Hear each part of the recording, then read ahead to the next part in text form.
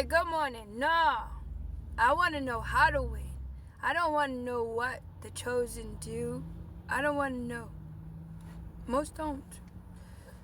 Most people are sitting in their reality like, how can I earn income? How can I? You need to be a good influencer to these people.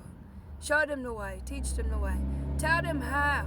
Even if they don't want to listen for a period of time, they'll eventually come around. But most people are poor and hungry, and they're worried. Christmas is coming. The government took their food stamps. The government's taking their Medicaid. The government's trying to make a precedent of that doesn't make sense. Ooh, what must I do? You know, I hear a lot of people say, I'm chosen, I'm chosen, I'm chosen. God is like saying, if you're so chosen, why don't I know about it? 144, I love you. Oh, shout out. Because either we're coming to give you a word, we're coming to tell you what you should do, or a message, something of good news, or something that's true. We're not rubbing you the wrong way, rubbing you the right way.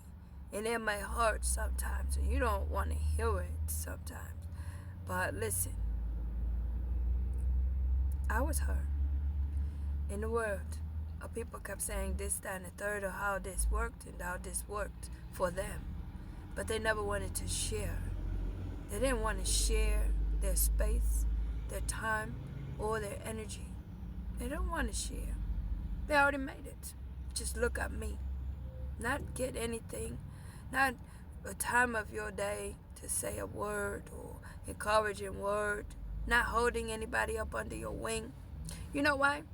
Because there's no return. Most people will use you and abuse you and go on. And that's the sad part. But if you think about it, if I help you and you help me in some kind of way, and we continue this pattern, we'll all be in a better place eventually. It takes time. Even to become holy and righteous, to get on your righteous path. It's not an overnight wonder. And you are not to be a cookie cutter person. So it's going to be different for you. But trust God. I was just shouting in the store where the lady was really mean to me. When I was going through and somebody had said they'd help me. And I was just getting up on my feet. And they put me out. And I lost everything that I just gained. And instead of me getting bitter, the Lord said, put your hand in the grass.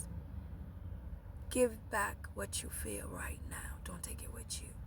Even though they've taken all of the little things that you had from where you came from what you lost there. Put your hand in the grass and give that pain right back. Don't take it. Yeah, you came there with 2 suitcases and a bag. You were hurt because you lost a home.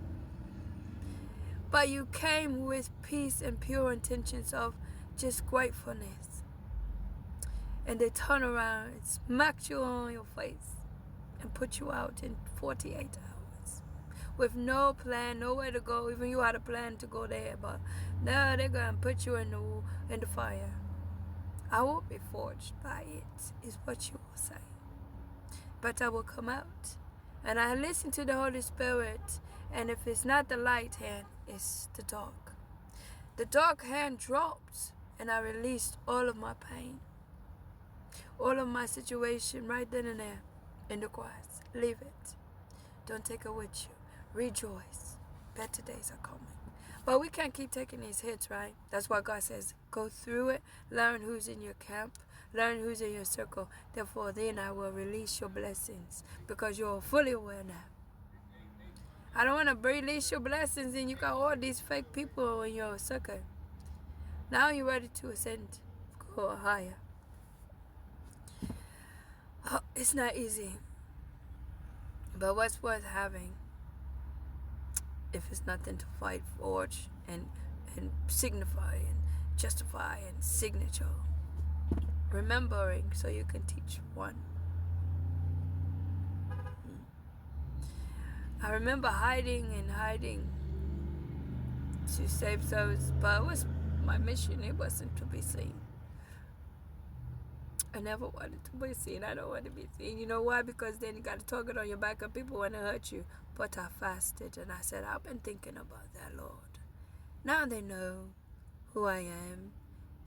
Many cities and places and states are going to be talking about the chosen is here.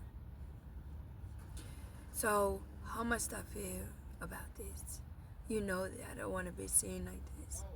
God's plan is my plan. Oh, okay, if your plan, then you protect me, you hear me? God said for sure. But I went on the fast first to hear directly, not by force, not by the church saying we're fasting, because you want to hear from God yourself. 7 days. Water and water. And eat after 6. And you may have to do it a few times before God know you're really serious. God not going to be playing no games with people who want to experiment with his power. He's going to let you go through some things to see if you're for real. And will you praise me with nothing? That's that lady in that store looking at me because I was run down. I was tired. But I didn't stop. You could see it in my face. She could see it. She looked at me like you broke black. But I didn't shun her. Baby, you don't know where I'm going and you don't know my story and I'm not trusting in nothing you got to offer me. I could care less how you feel about me, but I know my Lord is going to see me through this, and one good old day, I'm going to come back and shout in your face. Today was the day. And it wasn't intentional for her to look at me, but I know what my intentions were, and she's seen me on her own regard. Now, in the last couple of months here, she's been kind and nice, but before, she was rude. When I was broke and I had to do refill coffee. Sometimes the cup, I know it's going to leak, but I just said, let me just get a little bit, Lord, and hold the cup. She don't want to give me refill. When I had to count my change to make a gas amount, she don't want to be patient. When I came in and she could sense that I didn't have a fresh new shirt on because I worked through the night and into the morning. So she didn't know my story. She didn't need to know my story. But I believe in God going to bring me out of it. That's why God said, look, go through this so you could tell people like you that are ashamed. They're going through something behind the scenes. They don't have anybody to talk to, but they can look at you and say, you made it through that point. Let's go to the next checkpoint then. There's another checkpoint for you and me. When I heard in that 7-day fast was anyone who come up against you or playing games with you, want to hurdle you, I have their life in my hands. You are to forgive, but your ancestors aren't human. They're not hearing that. They didn't see anything just to see it. They didn't get up just to be played with. Learning your spirituality, learning your powers, learning the Lord's word, learning to run the race, knowing there may be trials and tribulations, but there does come a breaking point. Yeah? There does come a time of rest. Help me, Lord. Help me to hold out. When your kids are looking at you, when you don't have it, and you're telling the Lord, make sure you show me and my children that you're true. Show my son. Show my daughters why I'm trusting you. This year, I want from all whatever, trash, glad bag trash. I want my next year, 2026, to be the best year of my life. I'm manifesting the best year of my life, which I don't know how it could possibly be. Never had such a year, but I'm going to proclaim the goodness and the power of it and the beautifulness of it, and how glorious it may be in my heart, my mind, my body, my soul, my spirit, my my everything. I want it to be the best year of my life. I want it to be the best. You can do the same thing. Trust in God. Get in a circle of people who want to see you.